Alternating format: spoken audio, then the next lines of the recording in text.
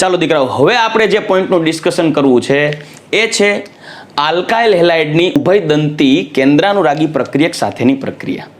દીકરાઓ, સૌ પ્રથમ આપણે આલ્કાઇલ હેલાઇડની પ્રક્રિયા જો કેસીએન સાથે કરાવીએ, સાંભળજો, કેસીએન મેં બધા પોઈન્ટ્સ પહેલાથી જ લખી દીધા છે એટલે ટાઈમ ન બગડે. પોટેશિયમ સાયનાઇડ અથવા તો સોડિયમ સાયનાઇડ સાથે કરાવીએ ત્યારે પોટેશિયમ સાયનાઇડ અને સોડિયમ સાયનાઇડ વચ્ચે જોજો દીકરાઓ આયોનિક બોન્ડ હોય. આયોનિક બોન્ડ, આ આયોનિક બંધ દ્વારા એકબીજા સાથે જોડાયેલા હોય જે તેના જલીય દ્રાવણમાં સરળતાથી આયનીકૃત થઈ જાય અને મુક્ત સ્વરૂપે CN- ઉત્પન્ન થશે. અને આ CN- નું બંધારણ છે કાર્બનની સંયોજકતા કક્ષામાં 4 ઇલેક્ટ્રોન હોય અને નાઇટ્રોજનની સંયોજકતા કક્ષામાં 5 ઇલેક્ટ્રોન હોય, જે બ્લેક કલરથી બતાવેલા છે. અને નેગેટિવ ચાર્જ છે એ એક્સ્ટ્રા ઇલેક્ટ્રોન ઉમેરેલો છે. બંનેમાં અષ્ટક રચના પૂર્ણ છે. જુઓ, 2 અને 6 8, નાઇટ્રોજન માટે 6 અને 2 8. પણ એક ખાસ બાબત, જો કાર્બનના 2 ઇલેક્ટ્રોન નાઇટ્રોજન સાથે ભાગીદારીમાં છે જ્યારે 1 ઇલેક્ટ્રોન યુગ્મ ડોનેટ થયેલ છે કાર્બન તરફ, નાઇટ્રોજન તરફથી. આથી કાર્બન પાસે એક્સ્ટ્રા ઇલેક્ટ્રોન યુગ્મ છે. આથી કાર્બન પણ કેન્દ્રાનુરાગી કેન્દ્ર તરીકે વર્તી શકે અને નાઇટ્રોજન પણ કેન્દ્રાનુરાગી કેન્દ્ર તરીકે વર્તી શકે, કારણ કે કાર્બન પાસે પણ ઇલેક્ટ્રોન છે દાન કરવા માટે અને બંધ બનાવવા માટે કેન્દ્રાનુરાગી તરીકે વર્તવા, અને નાઇટ્રોજન પાસે પણ ઇલેક્ટ્રોન યુગ્મ છે.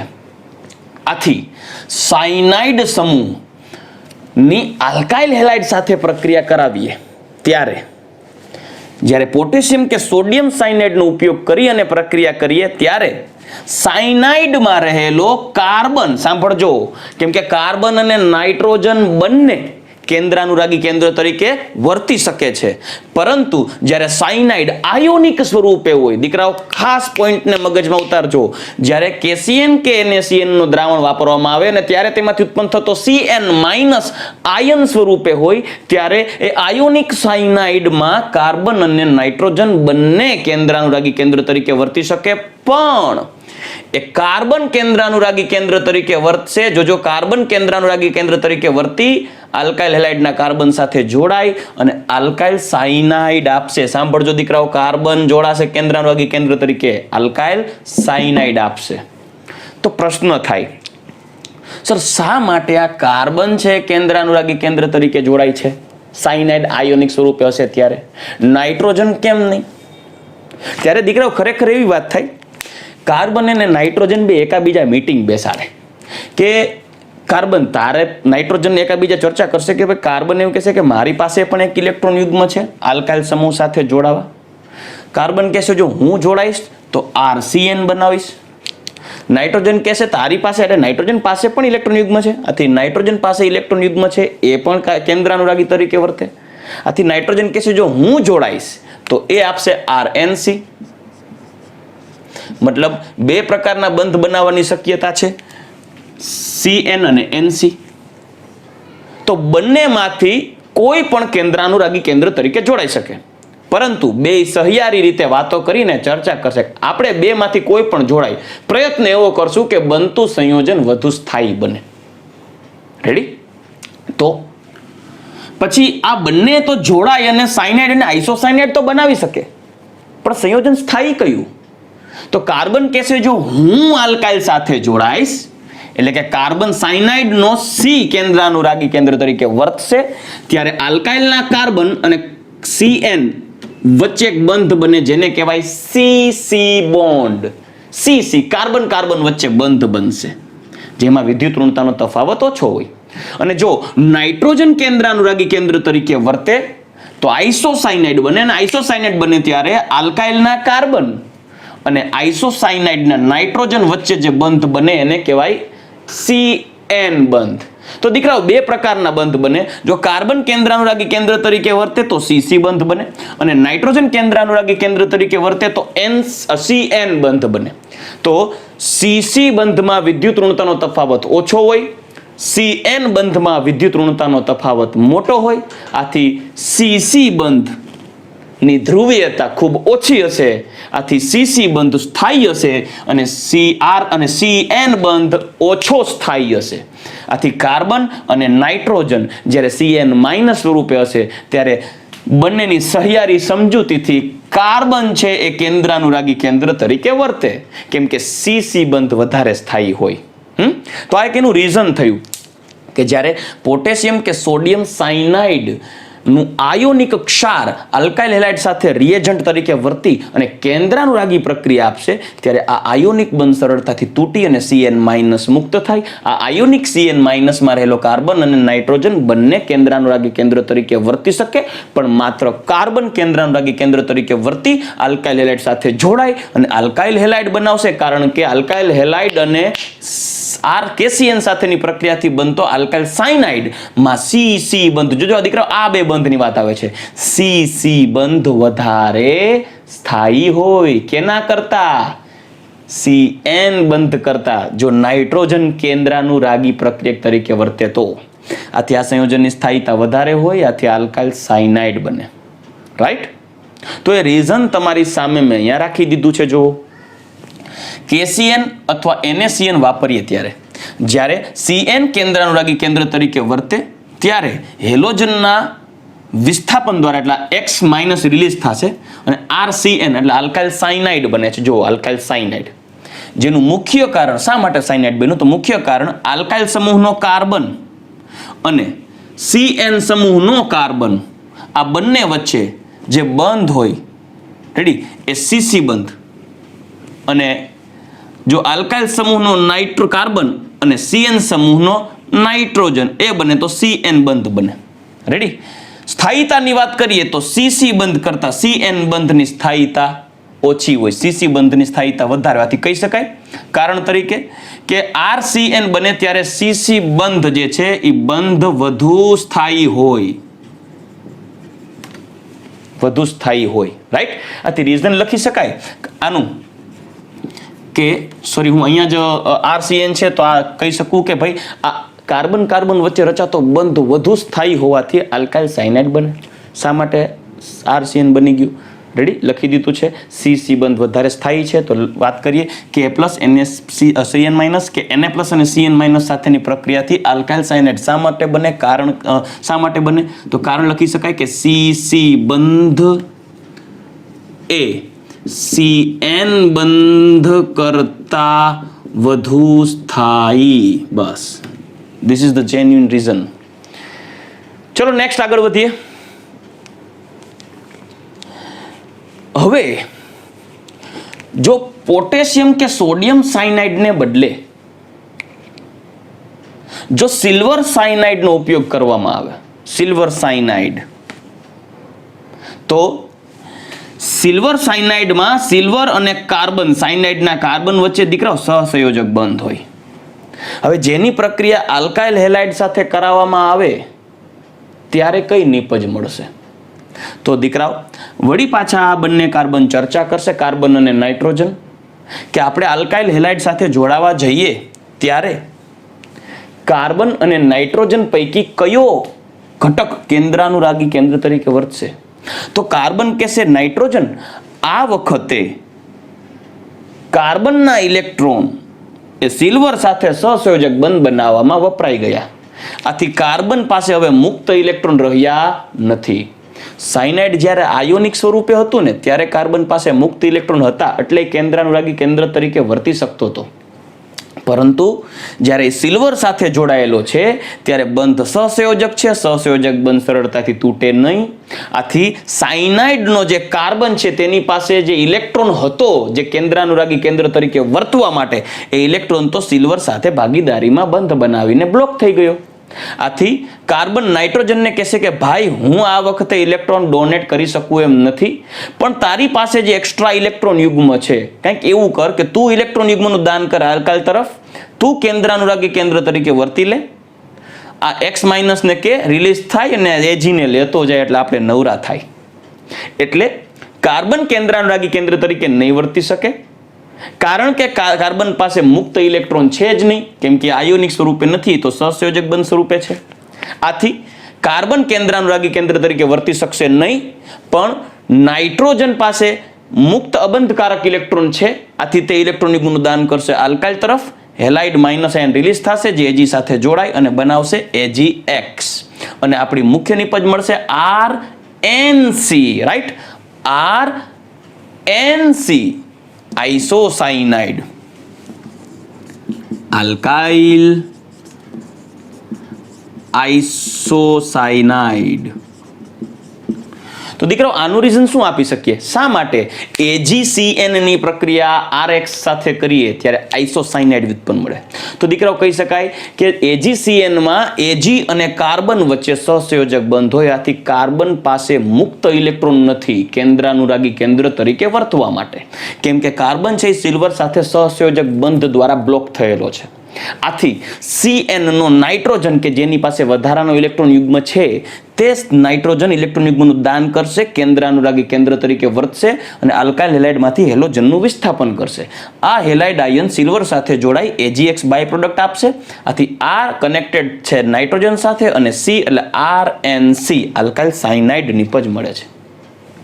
દીકરાઓ તો આ રીઝન થઈ ગયું. એ રીઝનને મેં તમારી સમક્ષ અહીંયા રાખી દીધું છે. જ્યારે AgCN ની RX સાથે કેન્દ્રાનુરાગી વિસ્થાપન પ્રક્રિયા કરવામાં આવે, જોજો કેની? AgCN ની.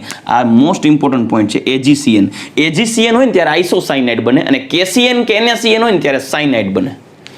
જ્યારે AgCN ની RX સાથે કેન્દ્રાનુરાગી વિસ્થાપન પ્રક્રિયા કરવામાં આવે ત્યારે Ag અને CN વચ્ચે સહસંયોજક બંધ હોય.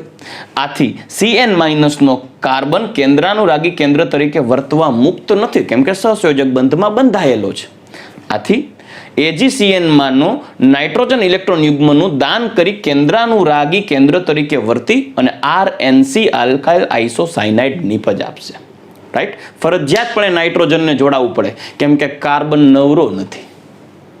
તો દીકરાઓ આ જ રીતે ઉભયદંતી કેન્દ્રાનુરાગી પ્રક્રિયકોમાં પણ જ્યારે પોટેશિયમ કે સોડિયમ યુક્ત ક્ષાર હોય ત્યારે નાઇટ્રોજન સિવાયનો ઘટક કેન્દ્રાનુરાગી કેન્દ્ર તરીકે વર્તે, કેમ કે એમાં આયોનિક બોન્ડ હોય. પણ જ્યારે સિલ્વર ક્ષાર હશે ત્યારે નાઇટ્રોજન કેન્દ્રાનુરાગી કેન્દ્ર તરીકે વર્તશે. તો દીકરાઓ આ તો મેં તમારી સમક્ષ બે રીઝન છે એ લખી દીધા છે, કેમ કે ઇમ્પોર્ટન્ટ છે એક્ઝામની અંદર. દીકરાઓ આ રિએક્શન્સ છે very very very most important reaction છે. કોમ્પિટિટિવ એક્ઝામમાં MCQ સ્વરૂપે પૂછાઈ શકે છે અને રીઝન પણ પૂછાય છે. તો હવે વધારાના ઉભયદંતી લિગેન્ડ્સના એક્ઝામ્પલ આપની સામે રજૂ કરું. ચાલો દીકરાઓ હવે તમારી સમક્ષ રજૂ કરું છું આલ્કાઇલ હેલાઇડના ઉભયદંતી કેન્દ્રાનુરાગી પ્રક્રિયકો સાથેની પ્રક્રિયા. દીકરા આ બે એક્ઝામ્પલ આપણે જોઈ ગયા કે જ્યારે પોટેશિયમ સોલ્ટ કે સોડિયમ સોલ્ટ જોડાયેલો હોય ત્યારે સાયનાઇડનો કાર્બન કેન્દ્રાનુરાગી કેન્દ્ર તરીકે વર્તશે અને આપણને જે નિપજ મળશે એ મળશે RCN alkyl cyanide. RCN alkyl cyanide. Ready? અને બાય પ્રોડક્ટ રિલીઝ થશે એ થશે KX. પરંતુ જો તમે AgCN વાપરશો તો મેં પહેલા જ કીધું હતું કે AgCN માં કોવેલેન્ટ બોન્ડ હોવાથી કાર્બન કેન્દ્રાનુરાગી કેન્દ્ર તરીકે નહીં વર્તે, નાઇટ્રોજન કેન્દ્રાનુરાગી કેન્દ્ર તરીકે વર્તશે. એટલે નાઇટ્રોજન કેન્દ્રાનુરાગી કેન્દ્ર તરીકે વર્તી અને આપણને જે નિપજ આપશે એ આવશે RNC isocyanide. NC ready? Alkyl isocyanide.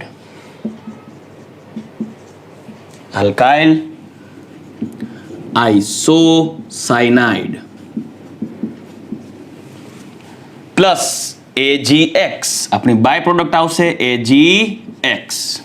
As it is જો તમે પોટેશિયમ નાઇટ્રાઇટ વાપરો છો તો પોટેશિયમ નાઇટ્રાઇટમાં પોટેશિયમ પ્લસ અને O માઇનસ વચ્ચે આયોનિક બોન્ડ હોય, આથી NO2 નો ઓક્સિજન કેન્દ્રાનુરાગી કેન્દ્ર તરીકે વર્તશે અને નિપજ મળશે RONO. ON double bond O. નિપજનું નામ થશે alkyl nitrite plus KX by product આવશે. દીકરાઓ અહીંયા ઓક્સિજન છે એ કેન્દ્રાનુરાગી કેન્દ્ર તરીકે જોડાયેલો છે, પરંતુ જ્યારે સિલ્વર નાઇટ્રાઇટ જોડાયેલો હોય મતલબ AgONO સિલ્વર નાઇટ્રાઇટ, તો Ag અને O વચ્ચેનો બોન્ડ છે એ કોવેલેન્ટ બોન્ડ થશે. આથી નાઇટ્રોજન છે એ કેન્દ્રાનુરાગી કેન્દ્ર તરીકે વર્તી અને જોડાશે અને નિપજ આપશે R. ખાસ ધ્યાન દેજો દીકરાઓ, N double bond O coordination bond O. અને નિપજ મળશે નાઇટ્રો આલ્કેન અને બાય પ્રોડક્ટ બનશે AgX. ચલો ready. As it is KSCN સાથે પ્રક્રિયા કરવામાં આવે આલ્કાઇલ હેલાઇડની તો આયોનિક બોન્ડ હશે એટલે સલ્ફર છે એ કેન્દ્રાનુરાગી કેન્દ્ર તરીકે વર્તશે અને નિપજ આવશે RSCN. સાંભળજો, સલ્ફર છે એ કેન્દ્રાનુરાગી કેન્દ્ર તરીકે વર્તશે અને કહેવાશે alkyl thiocyanate. Alkyl thiocyanate plus KX. દીકરાઓ યાદ રાખજો, હંમેશા પોટેશિયમ કે સોડિયમ ક્ષારયુક્ત આવા ઉભયદંતી કેન્દ્રાનુરાગી પ્રક્રિયક હોય ત્યારે આયોનિક સ્વરૂપમાં ઉત્પન્ન થશે અને નાઇટ્રોજન સિવાયનો કેન્દ્રાનુરાગી પ્રક્રિયક જોડાશે. પરંતુ એસ્પેશિયલી જ્યારે સિલ્વર યુક્ત ક્ષાર હોય ત્યારે નાઇટ્રોજન જ કેન્દ્રાનુરાગી કેન્દ્ર તરીકે જોડાય છે. તમે જોશો આની અંદર પણ સિલ્વર અને CNS વચ્ચે કોવેલેન્ટ બોન્ડ હોવાથી સલ્ફર કેન્દ્રાનુરાગી કેન્દ્ર તરીકે નહીં જોડાય અને આપણે નિપજ મળશે NCS આલ્કાઇલ આઇસોસાઇનેટ, જેમાં નાઇટ્રોજન કેન્દ્રાનુરાગી કેન્દ્ર તરીકે વર્તશે અને મળશે alkyl isothiocyanate plus AgX. Right. As it is દીકરાઓ તમે વધારાની પણ એક નિપજ હજી લખી શકો, લાઈક RX ની પ્રક્રિયા તમે કરો KCNO પોટેશિયમ સાઇનેટ અને બીજું AgCNO. તો દીકરાઓ KCNO માં ઓક્સિજન કેન્દ્રાનુરાગી કેન્દ્ર તરીકે વર્તશે કેમ કે અહીંયા પ્લસ અને માઇનસ બોન્ડ હશે આયોનિક, જ્યારે અહીંયા Ag અને CNO વચ્ચે બોન્ડ હશે કોવેલેન્ટ, એટલે નાઇટ્રોજન છે કેન્દ્રાનુરાગી કેન્દ્ર તરીકે વર્તશે અને નિપજ કઈ આપશે તો નિપજ આપશે ROCN, આને કહેવાય આલ્કાઇલ સાઇનેટ. પરંતુ જો AgCN હોય તો ત્યાં કોવેલેન્ટ બોન્ડ હશે, નાઇટ્રોજન છે એ કેન્દ્રાનુરાગી કેન્દ્ર તરીકે વર્તશે અને નિપજ આપશે RNCO આલ્કાઇલ આઇસોસાઇનેટ. તો દીકરાઓ આ એક્ઝામ્પલ્સ થઈ ગયા આપની સમક્ષ દ્વિદંતીય એટલે કે ઉભયદંતી કેન્દ્રાનુરાગી પ્રક્રિયક સાથે આલ્કાઇલ હેલાઇડની કેન્દ્રાનુરાગી વિસ્થાપન પ્રક્રિયા. બહુ સિમ્પલ છે, ટૂંકમાં યાદ રાખવા માટે MCQ માટે યાદ રાખજો. એને કે મતલબ કે સોડિયમ કે પોટેશિયમ યુક્ત ક્ષાર હશે ત્યારે નાઇટ્રોજન સિવાયનો કેન્દ્રાનુરાગી પ્રક્રિયક જોડાશે અને નિપજ આપશે સાયનાઇડમાં કાર્બન જોડાય. ત્યારબાદ આવશે નાઇટ્રાઇટો એટલે કે નાઇટ્રાઇટમાં ઓક્સિજન, ત્યાર પછી સાઇનેટોનો C, થાયોસાઇનેટોનો S જોડાશે જ્યારે પોટેશિયમ કે સોડિયમ સાથે જોડાય.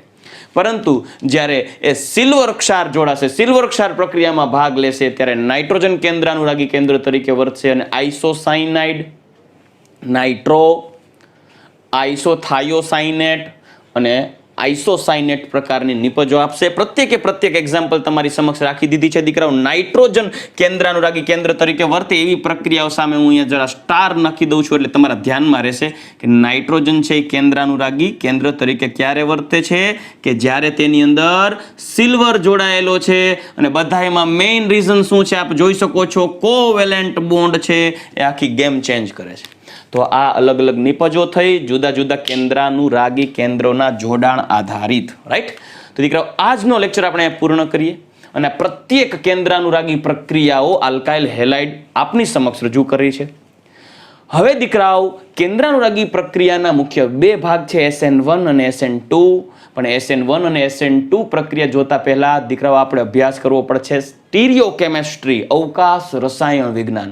દીકરાઓ very very very most important topic છે JEE નીટ અને ગુજકેટ માટે કોમ્પિટિટિવ એક્ઝામ્સમાં MCQ માટે. તો દીકરાઓ આપણે સૌપ્રથમ સ્ટીરિયો કેમેસ્ટ્રીનો અભ્યાસ કરશું, ત્યારબાદ આપણે આ ટોપિકને કન્ટિન્યુ કરશું SN1 અને SN2 થી. તો આવતા લેક્ચરમાં આપણે મળશું દીકરાઓ, નવા કોન્સેપ્ટ થશે, સાથે સ્ટીરિયો કેમેસ્ટ્રી એટલે અવકાશ રસાયણ વિજ્ઞાન. ત્યાં સુધી દીકરાઓ આપ સૌની રજા લઉં. ગુડ બાય, ટેક કેર, જય શ્રી કૃષ્ણ.